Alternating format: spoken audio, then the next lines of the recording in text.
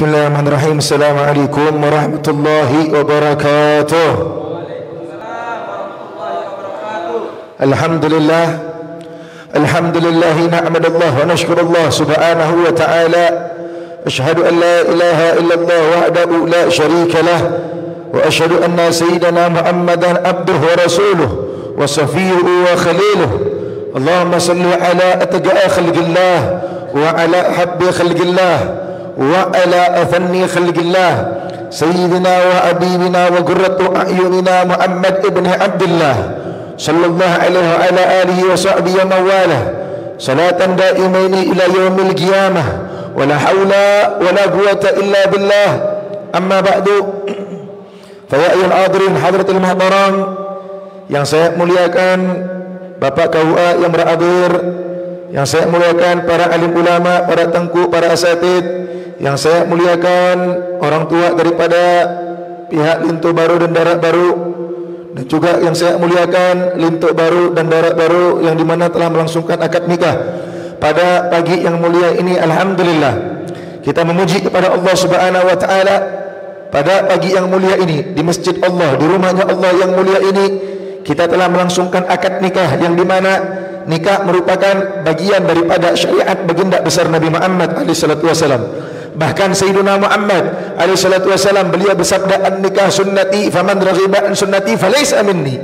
Nikah merupakan sunnahku dan barang siapa yang berpaling daripada sunnah baginda besar Nabi Muhammad maka digolongkan kepada orang-orang bukan daripada kaum baginda besar Nabi Muhammad SAW. Nikah merupakan sesuatu ibadah yang telah menyelamatkan separuh agama. Maka alhamdulillah pada pagi yang mulia ini saudara kita Tengku Irfan Suanda dan dengan saudari Vina Andriani telah melangsungkan akad nikah yang dimana hal ini mestinya akan menjadikan bangga, akan menjadikan ridha utama daripada baginda besar Nabi Muhammad SAW tatkala muda-mudi yang dimana mereka siap, mereka mengorbankan segalanya, mengorbankan kesenangan dunianya mereka untuk mereka menempuh jalan yang halal.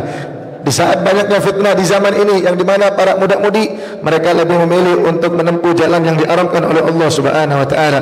Maka sedikit memberikan nasihat pernikahan pada pagi yang mulia ini. Walaupun Al-Fajir sebenarnya tidak pantas untuk memberikan nasihat pernikahan, mestinya banyak daripada orang tua yang hadir di sini lebih faham tentang nasihat pernikahan. Akan tetapi Al-Fajir ingin mengingatkan kepada saudara Irfan Suanda dan saudara Vina Andriani untuk diniatkan bahwasanya saudara Irfan Suanda diniatkan agar saudari Vina Andriani merupakan istri yang sah dunia wal akhirat. Saudari Vina Andriani juga meniatkan bahwasanya saudara Irfan Suanda adalah suami dunia wal akhirat. Jangan kemudian ada berpikir untuk berpisah. Sebagaimana Sayyidah Khadijah Khuwailid binti Khuwailid radhiyallahu ta'ala dengan baginda besar Nabi Muhammad SAW tatkala melangsungkan pernikahan yang dimana pernikahan tersebut merupakan pernikahan yang membuat gempar kota Mekah pada saat tersebut. Gimana tidak membuat gempar kota Mekah? Seorang perempuan jutawan yang memiliki harta yang melimpah kemudian menikahi seorang baginda besar Nabi Muhammad yang tergolong daripada orang yang biasa saja. Akan tetapi satu perkataan daripada Sayyidah Khadijah radhiyallahu ta'ala anha, beliau mengatakan tatkala menikah dengan Sayyidina Muhammad SAW, beliau mengatakan, ya Rasulullah, tatkala aku menikah dengan engkau ya Rasulullah, seluruh apa yang jadi milikku sekarang menjadi milikmu ya Rasulullah. Berapa banyak orang zaman sekarang kadang-kadang kalau mau nikah mikir dulu, mikir panggil suaminya buat tanda tangan persetujuan ini harta sebelum nikah ya.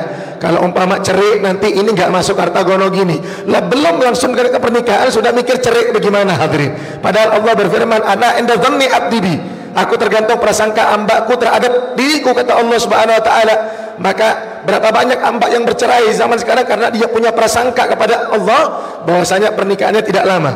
Maka sering dinasihatkan oleh guru-guru kita untuk menasihatkan para mempelai agar meniatkan istrimu sebagai istri yang sekarang sampai akhir hayat, sampai akhirat, sampai syurganya Allah. Begitu juga saudari daripada mempelai wanita meniatkan suamimu adalah suami untuk dunia, akhiratmu sampai syurgamu. Jangan ada niat untuk lirik-lirik yang lain. Jangan ada niat untuk cari-cari yang lain. Ini insya-Allah syurgamu. Ini adalah jalan untuk engkau menempuh syurganya Allah Subhanahu wa taala.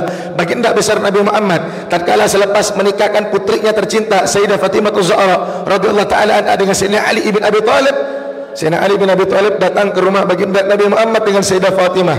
Duduk di samping baginda Nabi Muhammad Sayyidah Fatimah, sebelah kanan baginda Rasulullah. Sayyidina Ali bin Abi Thalib berdiri duduk di sebelah kiri baginda Nabi Muhammad. Mereka menanyai nasihat pernikahan pada baginda Nabi Muhammad. Ya Rasulullah, berikan kami nasihat pernikahan. Simple, baginda Nabi Muhammad ngasih nasihat yang gampang. Apa kata baginda Nabi Muhammad? Ya Fatimah, innaki fil bait wa ya Ali innaka kharijal bait. Wahai Fatimah, tugasmu dalam rumah, tugasmu dalam rumah. Wahai Ali, innaka kharijil bait. Wahai Ali, engkau di luar rumah cari kerja, cari nafkah yang halal. Sabda baginda, pesan baginda Nabi Muhammad alaihi salatu wasalam. Maka oleh karena itu hadirin, kita ketahui bagaimana putrinya baginda Nabi Muhammad Sayyidah Fatimah Az-Zahra radhiyallahu taala anha, seorang perempuan mulia. Akan tetapi beliau tidak menghilangkan kodratnya sebagai perempuan. Beliau giling gandum, beliau masak nasi, beliau masak kue, beliau masak khubus untuk suaminya. Beliau bahkan disebutkan tangan daripada Sayyidah Fatimah Zahra lecet hadirin, kapalan, karena setiap hari menggiling gandum hadirin. Demi Allah saya sering sampaikan, kalau ada tangan anak-anak gadis kita sekarang lebih mulus daripada tangannya Sayyidah Fatimah Az-Zahra. Tangan anak gadis kita sekarang lebih indah daripada tangan putrinya Nabi Muhammad SAW. Kalaulah ada perempuan yang tangannya harus lebih mulus, maka demi Allah tangan Sayyidah Fatimah lebih berhak untuk mulus. Tapi Nabi Muhammad tidak mengajarkan manja untuk putrinya yang tercinta. Sayyidah Fatimah datang kepada baginda Nabi Muhammad, nanya, ya Rasulullah, kelelahan di rumah, capek ngurus rumah, bisa enggak ngasih pembantu 1-2? Apa kata Nabi Muhammad? Wa ya Fatimah, mau ndak aku ajarkan engkau satu kalimat zikir yang dimana akhlak yang lebih indah, lebih manis daripada pembantu. Kata Sayyidah Fatimah Az-Zahra, na'am ya Rasulullah. Bala, na'am. Kalau anak zaman sekarang mungkin ditawarkan sama abahnya, minta pembantu, disuruh pulang bawa zikir. Pergi ke rumah orang tua minta pembantu, pulang-pulang dibilang udah gak usah pembantu, bawa zikir aja. Oh, dibilang zikir ayam mana cukup untuk ngirakan kerjaan. Tapi Sayyidah Fatimah punya iman kepada Nabi Muhammad. Kata Sayyidah Fatimah, bala abah, naam abah, apa zikirnya? Kata baginda Nabi Muhammad, kalau umpama engkau ingin pergi ke tempat tidurmu, maka sebelum tidur baca subhanallah 33, alhamdulillah 33, Allahu Akbar dalam sebagian riwayat 34, dalam riwayat yang lain 33 kali ditutup dengan la ilaha illallah wahdahu la syarikalah lahul mulku wa lahul hamdu yuhyi wa yumiitu wa huwa ala kulli syai'in qadir. Disebutkan ini mujarrab untuk hilangkan penat, karena ini langsung daripada Nabi Muhammad untuk Sayyidah Fatimah. Maka tidak pantas kemudian seorang perempuan yang kemudian dia sudah menikah kemudian ngaku cinta sama Sayyidah Fatimah tapi nggak pernah ngamalkan zikir ini. Sama pesan Nabi Muhammad kepada Sayyidina Ali, wa ya Ali innaka kharijal bait. Wahai Ali, tugasmu di luar rumah nyari nafkah yang halal. Jangan sampai wahai saudara Irfan, sekali-kali engkau bawa pulang harta yang tidak halal ke dalam rumahmu, walaupun 1 perak pun. Demi Allah, harta yang halal lebih mulia. Disebutkan oleh baginda Nabi Muhammad, 1 perak engkau masukkan ke dalam tubuh istrimu, anakmu atau dirimu, harta yang haram, fanar aula bihim, neraka jahanam lebih cocok untuk dirimu daripada engkau masukkan harta yang haram dalam perutmu. Wahai saudara Irfan, maka jangan sampai engkau berikan istrimu, engkau bawa pulang istrimu harta yang haram. Sayyidina Ali bin Abi Thalib pernah disebutkan kerja dengan perempuan Yahudi. Ngapain? Timbak sumur. Timbak sumur di Arab hadirin dalam. Sumur di Arab itu dalam, sehingga timbak sumur dibayar sama perempuan Yahudi 1 timbak 1 butir kurma, sehingga narik Sayyidina Ali bin Abi Thalib sampai 50 timbak lecet tangan Sayyidina Ali bin Abi Thalib, bawa pulang 50 butir kurma halal. Jumpa baginda Nabi Muhammad di jalan, sampai di jalan jumpa baginda Rasulullah. Baginda Nabi bertanya, wa ya Ali, ashfiadak, di tanganmu ada apa? Kata Sayyidina Ali, wa ya Rasulullah, saya kerja sama perempuan Yahudi 1 timbak dikasih 1 butir kurma. Kata Nabi Muhammad, engkau kerja sampai tanganmu lecet. Ditengok sama Nabi Muhammad, menantunya tangannya lecet karena kerja yang halal. Nabi enggak marah hadirin. Nabi bilang taruh kurmanya di sebelah. Taruh kurmanya di sebelah. Ngapain? Ketika ditaruh kurmanya oleh Sayyidina Ali bin Abi Thalib di sebelah, Nabi bilang hat yadak, minta tanganmu, kata Nabi Muhammad. Ketika diberikan tangan Sayyidina Ali bin Abi Thalib, Nabi Muhammad mengambil tangan Sayyidina Ali, mengusapkan di wajah baginda Nabi Muhammad. Tangan yang lecet tersebut mencari harta yang halal diusapkan di wajah baginda Nabi Muhammad, seraya baginda Rasulullah mengatakan, hadza yadul barakah, ini tangan yang paling berkah. Dia keluar daripada rumahnya nyari nafkah yang halal. Padahal semua tahu hadirin, wajah Nabi Muhammad lebih mulia daripada tangannya Sayyidina Ali. Wajah baginda Rasulullah lebih aram, lebih afdal, lebih agung daripada tangannya Sayyidina Ali bin Abi Thalib. Akan tetapi tangan yang cari nafkah yang halal dimuliakan oleh baginda Rasulullah sallallahu alaihi wasallam. Maka oleh karena itu, saudara Irfan Suanda dan saudari daripada Fina Andriani, jadikanlah pernikahan ini pernikahan baginda Nabi Muhammad. Tirulah nabimu Nabi Muhammad. Mesti dalam rumah tangga ada cekcok sana sini, mustahil. Pernikahan manapun, bahkan pernikahan baginda Nabi Muhammad ada cekcok sana sini. Akan tetapi guru-guru kita, para ulama menyebutkan bahwasanya ketika engkau punya masalah dengan istrimu, istri punya masalah dengan suaminya, maka usahakan sampai seserius mungkin jangan sampai masalahmu keluar daripada kamarmu. Pesan ulama apa? Jangan sampai masalahmu keluar daripada kamarmu. Selama masalahmu tidak keluar daripada kamarmu, insya Allah dengan engkau berdoa kepada Allah, Allah Ta'ala akan turunkan keberkahan, rahmat. Allah Ta'ala akan selesaikan masalahmu. Tapi kalau sudah keluar daripada kamarmu, sudah masuk dalam lini yang lain, maka biasanya repot hadirin. Biasanya repot hadirin. Bahkan Nabi Muhammad waktu cekcok dengan Sayyidah Aisyah radhiyallahu ta'ala anha, Nabi Muhammad mau menyelesaikan, tapi Sayyidah Aisyah minta supaya abahnya yang menyelesaikan.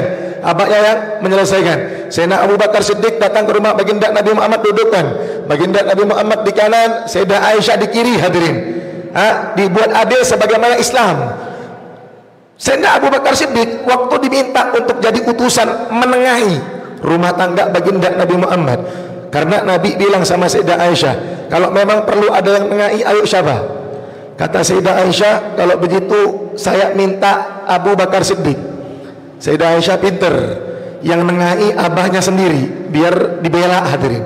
Namanya ayah, mesti dibela. Tapi Sayyidina Abu Bakar cintanya dengan baginda Nabi Muhammad didudukkan. Ketika didudukkan, Sayyidina Abu Bakar bertanya, siapa yang bicara duluan? Kata Sayyidah Aisyah, ya Rasulullah, engkau bicara duluan ya Rasulullah. Tapi yang sebetul-betulnya ya Rasulullah. Sayyidina Abu Bakar dengar putrinya bilang untuk Nabi Muhammad, yang betul ya Rasulullah. Padahal Sayyidina Abu Bakar tahu Nabi Muhammad itu tidak pernah bohong hadirin, tidak pernah bohong sama sekali. Sayyidina Abu Bakar saking kemudian marahnya, ghiroknya, cintanya kepada Sayyidina Muhammad, sampai pengen ngangkat tangan, pengen mukul putrinya Sayyidah Aisyah. Sayyidah Aisyah posisi lagi marahan sama Nabi Muhammad. Karena takut abahnya memukul, Sayyidah Aisyah langsung lari ke belakang badan Nabi Muhammad, peluk kuat-kuat baginda Nabi Muhammad dalam posisi marah hadirin. Sampai Sayyidina Abu Bakar pulang. Ketika Sayyidina Abu Bakar pulang, beliau bilang, oh tidak bisa ini, putriku mesti dikasih pelajaran, jangan sampai nanti tidak adab sama baginda Nabi Muhammad. Balik Sayyidina Abu Bakar ke rumahnya baginda Rasulullah, ngelihat Nabi Muhammad sama Sayyidah Aisyah lagi bercanda, udah baik hadirin, sudah baik. Apa kata Sayyidina Abu Bakar? Subhanallah, marahku kepada Aisyah belum reda, tapi rumah tangga baginda Nabi Muhammad udah baik-baik aja hadirin. Maka inilah rumah tangga baginda Nabi Muhammad. Kalau punya problem mesti, tapi tidak berlarut-larut dalam problem, cepat cari masalah, cepat cari solusi daripada masalah tersebut. Maka insyaallah, dan jangan lupa untuk meminta semua solusi kepada Allah Subhanahu wa ta'ala. Dan juga tetap sedikit nasihat terakhir yang ingin saya sampaikan, bahwasanya tetap untuk berbakti kepada kedua orang tua. Jangan sampai nanti kemudian sang istri kemudian banyak kejadian yang kemudian bujuk suami supaya dia tidak bakti lagi sama orang tuanya. Wahai saudari Fina Andriani, saudara Irfan masih punya ibunya. Jangan sampai kemudian dia menjadi anak durhaka kepada ibunya, sedangkan engkau ingin bersama-sama syurga kepada dirinya. Kadang-kadang kepengen cita-cita supaya antil jannah, sampai ke syurga selama-lamanya, tapi engkau buat suamimu jadi anak durhaka sama orang tuanya, enggak bakal kesampaian. Engkau masuk syurga, suamimu durhaka.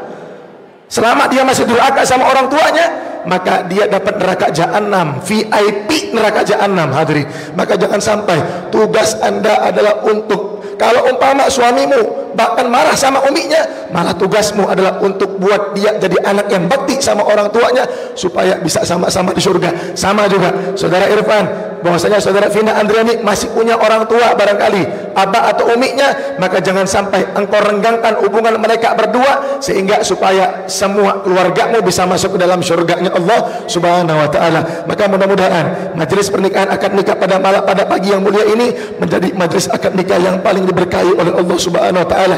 Diawali dengan salawat, mudah-mudahan kita duduk di masjidnya Allah, di akhirat kita duduk di surganya Allah bersama baginda Nabi Muhammad. Amin ya rabbal alamin. Mohon maaf atas segala kelancangan dalam berbicara. Hadanallahu wa ikum ajmain. Assalamualaikum warahmatullahi wabarakatuh. Salam.